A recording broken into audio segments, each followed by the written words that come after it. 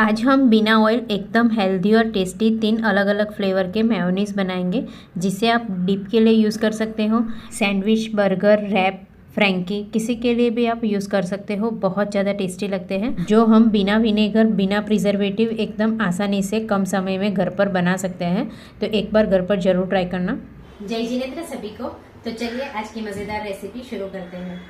बिना ऑयल एकदम healthy mayonnaise बनाने के लिए मैंने यहाँ आधा कप काजू को 2 से 3 बार अच्छे से वॉश करके 3 घंटे के लिए गर्म पानी में भिगो देना है। और यहाँ 200 ग्राम पनीर को इस तरह से छोटे टुकड़ों में कट कर दिया है। या फिर तुरंत मेयोनीज़ बनाना है तो काजू को 5 से 7 मिनट के लिए गर्म पानी में बॉईल कर लेंगे और ठंडा करने के बाद फिर इसका यूज़ करेंगे। तो ये 2 मेन इंग्रेडिएंट्स है, उसी से हमारा मेयोनीज़ एकदम टेस्टी, गाढ़ा और क्रीमी बनेगा। अब छोटे मिक्सर बाउल में काजू और पनीर को ऐड कर लेंगे और इसे हमें ग्राइंड करना है। तो साथ में इसमें हम 1/4 टीस्पून काली मिर्च पाउडर और आधी टीस्पून नमक ऐड करेंगे और आधा कप ठंडा दूध ऐड करेंगे, यानी रूम टेम्परेचर वाला भी चलेगा, पर गर्म दूध ऐड नहीं करना है।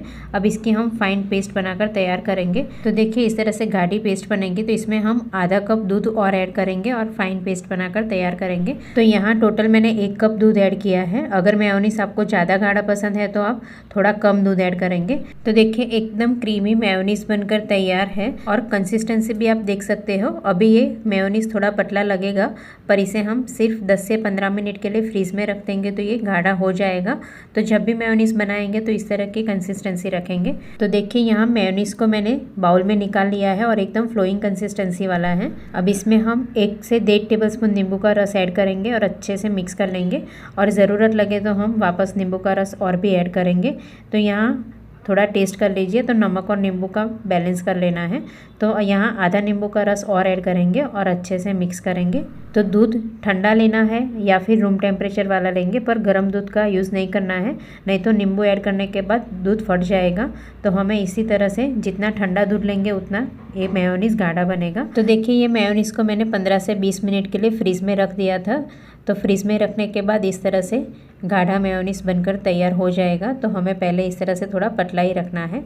अब हम मिंट फ्लेवर का मेयोनीज़ बनाएंगे। थोड़े से पुदीने के पत्ते और हरा धनिया और 1 हरी मिर्ची ली है। तो उसी छोटे मिक्सर बाउल में हम पहले ग्रीन पेस्ट बना लेंगे। तो ये पेस्ट बनाने के लिए हमें पानी या दूध किसी का भी यूज़ नहीं करना है। तो इस तरह से एक बार ग्राइंड करने से ये इस तरह से पत्ते थोड़े दरदरे ग्राइंड हो जाएंगे। तो एक बार चम्मच से हम अच्छे से मिक्स कर लेंगे। तो यहाँ मैंने 1/4 कप पुदीने के पत्ते और 1/4 कप धनिया के पत्ते लिए थे। अब इसमें हम 1 कप भरकर प्लेन मेयोनीज़ है वो ऐड करेंगे और वापस इसे हम एक बार ग्राइंड कर लेंगे। तो देखिए मिंट फ्लेवर का मेयोनीज़ बनकर तैयार है और ये बहुत ज़्यादा टेस्टी लगता है। तो ये मेयोनीज़ को आप सैंडविच के लिए, रैप के लिए या फिर फ्रैंकी के लिए यूज़ कर सकते हो। बहुत ज़्यादा टेस्टी लगेगा।